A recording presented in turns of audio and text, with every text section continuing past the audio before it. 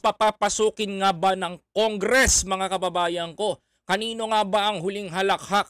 Kay Pangulong Duterte o kay Congressman Martin Romualdez? At ano nga ba ang dahilan kung bakit nagpupumilit bumalik ang ICC at pilit itong gustong aprubahan ng Kongreso? Pero bago ang lahat, mga kababayan ko, gusto ko munang malaman ninyo ano nga ba ang ICC at ano nga ba ang Statute of Rome. Mga kapatid, marami sa inyo ang hindi nakakaalam nito. Kaya marami sa atin ang hindi, mga kababayan ko, naiintindihan ng mas malalim ang pinaka naging usapan pagdating dito sa ICC. Basta ang alam lang natin, mga kababayan ko, na pinanghahawakan natin, hindi pa papasukin ni Pangulong Bongbong Marcos yan. Hindi pa papasukin yan. Hindi niya gagawin yon, mga kababayan ko, dahil meron siyang mga sinabi sa anong kampanya. Eto, mga kapatid, pag-usapan natin yan, mga kababayan ko. Sabi po dito, mga kababayan ko, ICC Part 1. Ano nga ba ang ICC at ang Statute of Rome? Yan ang pinaka gusto kong itapik dahil some of you ay hindi alam yan. Baka na mekos-mekos lang yan. Hindi pa pwedeng mekos-mekos lang yan. Okay? Mga kababayan, ito po ang paliwanag natin. Sabi dito, mga kapatid, ang papel ng ICC sa Pilipinas ay mahalaga ito, ay katumbas ng korte. Excuse, di po ako si Mike Enriquez. Ang katumbas ng ICC sa Pilipinas ay mahalaga ito, katumbas ng korte. Kumbaga, mas mataas pa sa mga hukom ng Pilipinas o mas kilala sa tawag na judge. Fast forward tayo, mga kababayan ko. Ang ibig sabihin nito, mga kababayan, gusto ko lang po sabihin sa inyo, ang ICC po, mga kababayan ko, kumbaga, meron pong korte sa Pilipinas. Korte sa Pilipinas. At ang humahawak po dun yung mga judge natin. Pero mga kababayan ko, sa Pilipinas lang po sakop nila. Pero meron pong isa, mga kababayan ko, na mas mataas pa sa kanila, which is the ICC, the International Criminal Court, mga kababayan ko. O itong nga tinatawag natin. Ngayon, mga kababayan ko, fast forward tayo, na ipaliwanag ko na yan. Yan po ang ICC. Mamaya papaliwanag ko sa inyo ano naman yung Statute of Rome. Sabi po dito, mga kababayan ko, pasukin natin to. Bakit gustong pumasok ng ICC sa Pilipinas? Ito, mga kababayan ko, sa Pilipinas. Ito ang sagot ko. Ito ang sagot. Dahil sa naganap na war on drugs ni Pangulong Duterte. At sa mata ng ICC, papasok ito sa tinatawag na war crimes. Bakit ba tinawag ng ICC na war crimes, mga kababayan ko? Kasi ang hawak ng ang ICC, isa yung war crimes sa kanilang pwedeng pasukin sa Pilipinas kung sakaling hindi, mga kababayan ko, hindi gumagana ang justice system sa bansa, mga kapatid. Ngayon, bakit papasok ang ICC? Meron naman tayong justice system sa Pilipinas. Sabi pa, meron tayong justice system sa Pilipinas na tinatawag. Mga kababayan, wake up. Let's talk about this information. Okay. Sa 3,000 na namatay sa EJK, sa extrajudicial killing, mga kababayan ko, sa 3,000, example lang ito 3 lang ang napanagot. So ngayon, mga kababayan ko, diyan papasok si ICC. Bakit? Bakit sa 3,000 na nawalan ng buhay, ay 3 lang ang napanagot ninyo? Isa kay Kian de los Santos, puro pulis pa, mga kababayan ko. Yan 3. So meron pang natitirang 2,997 na kaso ang nakabinbin, mga kababayan. At 3 pa lang ang napapanagot, mga kapatid. Ito pa, sabi pa dito, bakit wala ang Pilipinas sa ICC sa pagpapakulong kay Digong? Dito papasok ang Rome of Statute, mga kababayan ko. Bakit ang tinatanong dito, mga kababayan ko, meron naman tayong justice system sa Pilipinas, mga kababayan ko. Bakit papapasukin pa natin ang ICC? Sa makatuwid, mga kababayan ko, nakikita ngayon ni ICC na hindi gumagana ang justice system natin. Mabagal. Okay? Mabagal. Ngayon, itong si ICC, itong si International Criminal Court, gusto niya kagad panagutin yung mga taong involved dito. Do you think si Pangulong Duterte lang ang involved? Do you think si Pangulong Duterte lang involved dito? No. Marami sila. Si Pangulong Duterte lang ang sikat because si Pangulong Duterte ang presidente that time. But, the question, the million-dollar question dito, ilan sila? Marami. Mga kababayan. Ngayon, mga kapatid, tatanungin nyo sa akin, Koy, di ba kumalas na tayo dyan sa ICC? Koy, umalis na tayo dyan sa ICC? Di ba nung March pa tayo ng 2028 tayo umalis dyan at hindi na tayo parte ng ICC kahit kailan? Ito ang sagot din dyan, mga kababayan ko. Oo, umalis na tayo sa ICC at hindi na tayo parte nun. But, mga kababayan ko matalino ang International Criminal Court. Dito ko ngayon ipapasok yung Rome of Statute. Ano po ba yung Rome of Statute? Yan yung treaty na tinatawag, mga kababayan ko, na walang makakatibag. Mga kapatid. Example, February 2028, kasali pa tayo sa ICC. Lahat ng naganap ng tokhang during that time, marami. Di umano ang naganap na extra EJK na tinatawag during that time. February downwards. Mga kababayan ko. February downwards mo yun. February pababa nun, naganap yung mga EJK. Ang nangyari nun, mga kababayan ko, ang ending nun, pagpapaliwanag ko lang, ang ending nun, mga kababayan ko, lahat ng naganap doon ay hindi pwedeng mabaliwala kahit umalis ka sa ICC. March 2018, kumalas ang Pilipinas, mga kababayan ko. Tanong dito, wala bang karapatan ng ICC sa Pilipinas, mga kababayan ko? Wala bang karapatan ng ICC sa Pilipinas? Ito ang malinaw na sagot, mga kababayan. Dito papasok ang Rome of Statute na isang matibay na batas na walang sino man na makakabuwag na pinagtibay ng international law, mga kababayan ko.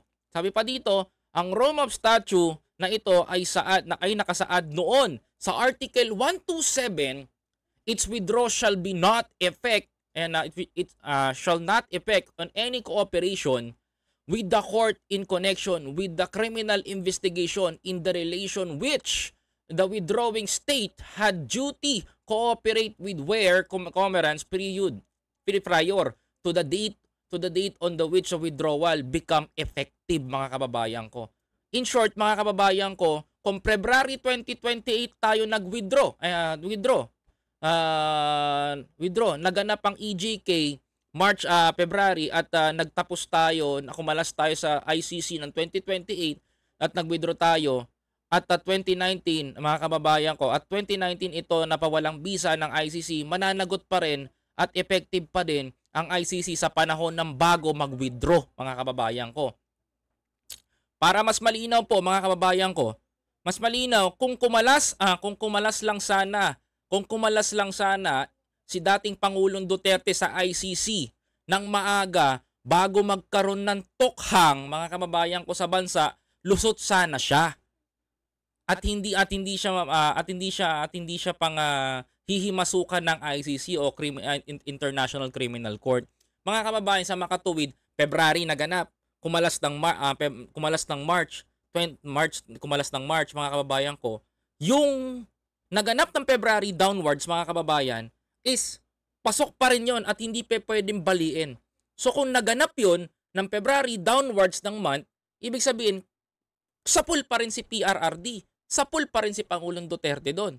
Ngayon, mga kababayan ko, tatanungin nyo po kung may karapatan po ang ICC, may karapatan pa po silang pumasok sa Pilipinas. Yan po ang inilalaban nila, mga kababayan. Yan po ang inilalaban ng International Criminal Court. Ngayon, kaya gusto nilang makapasok sa Pilipinas at mapag-usapan mapag-usapan itong mga kaso na mga nangyari dito sa ICC, ng mga nangyari nitong extrajudicial killing, mga kababayan ko. Sabi pa dito, mga kababayan ko, and take note, Hindi lang si dating Pangulong Duterte ang pwedeng mapatawan ng kulong. Madaming tao ang pwedeng masangkot kung sakaling ang ICC ay papapasukin sa bansa, mga kababayan. Dagdag pa dito, itong long-term battle na ito, ito, common ko lang. Ito, sabi ko dito, long-term battle nga ito, totoo yon mga kababayan ko. But the saddest thing, mga kababayan ko, ito lang para sa ikakalinaw ng lahat, dedo na si Digong. Hindi pa rin siya nahahatulan. Honestly. Totoo lang, sa totoo lang, mga kababayan ko, dedo na si Digong. Hindi pa rin siya nahahatulan. Pero eto, may gusto po, totoo sinasabi natin. Kasi, mga kababayan ko kung papapasukin natin si ICC, kaya pala, hindi nyo nalalaman, ang alam lang natin masama ang ICC as masama ang ganito. Pero, mga kapatid, meron pong treaty na tinatawag, yung Statute of Rome, that is a treaty. Pag tinawag na treaty, kasunduan niya na hindi pwedeng baliin basta-basta, mga kababayan ko. Ang matindi po nito, diyan po ginawa yung International Criminal Court. Diyan po yung binuo, mga kababayan, na po protekta sa lahat ng bansa. Ngayon, mga kababayan ko, meron po akong gustong ipakita pa sa inyo at pag-usapan pa natin. Dahil, kung tatanungin ko po kayo, may pantanong kasi dito, may pananagutan pa ba si PRRD? May pananagutan pa ba ito si Pangulong Duterte sa International Criminal Court? Ang sagot po doon, the saddest part, sa lahat po ng mga DDS, ito ang totoo, mga kababayan ko. Ito ang totoo. Meron pong pananagutan si Pangulong Duterte, mga kababayan. At ang mabigat po nito, mga kababayan ko ang mabigat pa po nito, mga kapatid. Ito po, pinakamabigat pa dito. Kapag pumasok po ang ICC sa Pilipinas, mga kababayan ko, mga kababayan ko, malaking problema po ito para doon sa mga kababayan, sa Duterte administration. Kasi mga kababayan ko, matindi po ito. For the first time in history ng Pilipinas, kung sakaling mapatunayan ng International Criminal Court na nagkasala nga itong si dating Pangulong Duterte, mga kababayan, siya ang kauna-unahang Asian na makukulong sa pamamagitan ng International Criminal Court o ICC. Dahil mostly po, mga kababayan ko, ang mga nakukulong is African, mga kababayan ko. Totoo sinasabi natin kahit mag-research kayo, mga kababayan ko. Ito pa, dagdag pa natin to. Kung aaprubahan ng Kamara ang resolusyon na papasukin ng ICC, ang International Criminal Court sa Pilipinas, ano ang mangyayari? Ito, sabi pa dito, mga kababayan ko, kung aaprubahan ng Kamara ang resolusyon kung aaprubahan ng Kamara ang resolusyon na nananatili lamang itong resolusyon sa loob ng Kamara, maliban na lamang kung gagawa ng aksyon ni Pangulong Bongbong Marcos, kasi sa huli ang Pangulong Bongbong Marcos pa rin ang magdedesisyon nito kung papapasukin o hindi ang ICC. Did you know, guys, na ang huling baraha ni Digong ay si Bongbong. Honestly, totoo to. Ang huling baraha ni Digong ay si Bongbong. Kaya kaya ito, tandaan nyo to. Very careful sa mga DDS. Warning to sa inyo. Warning to sa inyo. Huwag niyong banatan si Martin. Trust me. Maniwala kayo sa akin. Wala kayong mapapala kay Kong Martin. Kahit banatan nyo ng banatan niya, wala kayong mapapala. Ang problema dito, tandaan nyo, ang maiipit yung pinakatatay nyo.